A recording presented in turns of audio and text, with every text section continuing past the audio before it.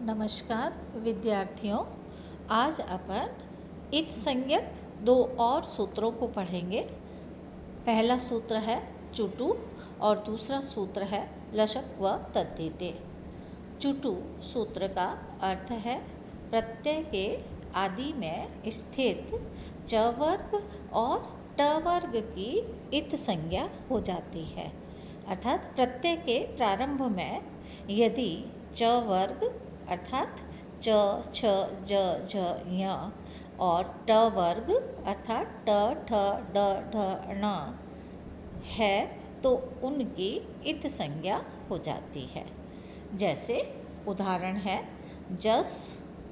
यहाँ पर जस सुप प्रत्यय है, इसके आदि में च वर्ग है, तो च वर्ग होने के कारण ये चुटु सूत्र से ज की इत संज्ञा, जकार की इत संज्ञा और तस्य लोप से उसका लोप होकर अस शेष बचता है।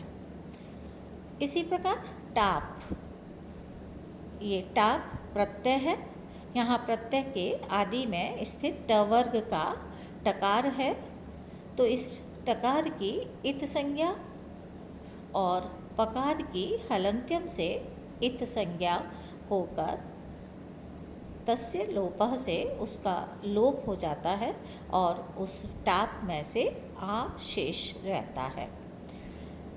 जस चूँकि ये सुप प्रत्यय है इसलिए यहाँ पर सकार की हलंत्यम से इत संज्ञा नहीं हुई, क्योंकि यहाँ एक सूत्र है जो मैंने पहले आपके सूत्र लिखे थे। मैंने कहा था कि अपन इत संज्ञक सूत्रों के साथ इस दो सूत्रों को भी पढ़ेंगे। एक तो था तस्य लोपः। तस्य लोपः सूत्र का अर्थ है कि भाई जिसकी भी इत संज्ञा होती है या इत संज्ञक वर्णों का लोप होता है, तो जिसकी भी आप इन 6 सूत्रों से इत संज्ञा करोगे, जिस वर्ण की भी उसका तस्य लोपः सूत्र से लोप हो जाएगा। अब यहाँ पर जस में सकार चूँकि प्रत्यय है तो हलंत्यम से सकार की इत संज्ञा होनी चाहिए थी, लेकिन ये एक सूत्र न विभक्तौ तुस्माः, ये कह रहे हैं कि अगर विभक्तियों में त वर्ग अर्थात सुप प्रत्यय, जिसमें प्रत्यय के या सुप प्रत्ययों के आदि में तु त वर्ग स सकार और म मकार की इत संज्ञा नहीं होती है। चूँकि ये जस सु औ जस प्रथमा विभक्ति में ये सुप प्रत्यय लगता है बहुवचन में, तो ये विभक्ति अर्थ में अर्थात सुप प्रत्यय है, इसलिए सकार की हलंत्यम से इत संज्ञा नहीं हुई और जस में से अस शेष रहा। छठा सूत्र है लशक व तद्धिते। मैं इसको थोड़ा सा अलग अलग कर रही हूँ वर्णों को। ल श हु अतद्धिते।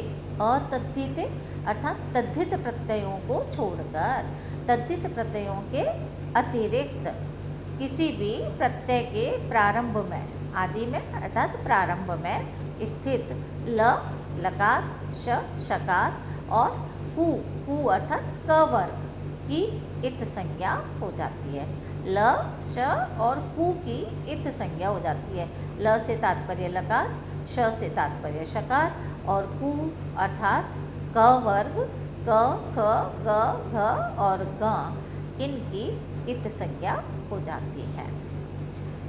जैसे उदाहरण इन्होंने दिए हैं ल्यप। ये ल्यप चूँकि कृत प्रत्यय है तो यहाँ प्रत्यय के आदि में स्थित ये जो लकार है उसकी इत संज्ञा लशक व तद्धिते से और पकार की हलंत्यम से इत संज्ञा, और इन दोनों का लकार और पकार इन दोनों इत संज्ञक वर्णों का तस्य लोपः से लोप हो जाता है, तो ल्यप में से य शेष बचता है। शप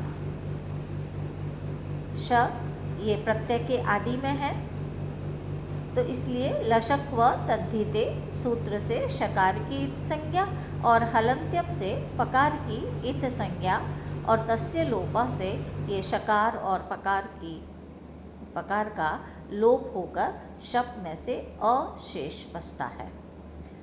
फिर है त्वा। यहाँ ये भी कृदंत प्रत्यय है और प्रत्यय के आदि में क वर्ग का वर्ण ककार है, तो लशक व तद्धिते सूत्र से ककार की इत संज्ञा और तस्य लोपा से उसका लोप हो जाता है। चूँकि ल, श और कु ये प्रत्ययों के आदि में, सभी प्रत्ययों के नहीं बल्कि तद्धित प्रत्ययों के अतिरिक्त अगर कोई प्रत्यय है और उन प्रत्ययों के आदि में अगर लकार, शकार और क वर्ग का कोई वर्ण है तो उसकी इत संज्ञा हो जाती है। और मैं बार बार यही बता रही हूँ कि जिस वर्ण की आप इन सूत्रों से इत संज्ञा करते हैं उन इत संज्ञक वर्णों का लोप हो जाता है। धन्यवाद। आज का अपना लेक्चर यहीं समाप्त होता है।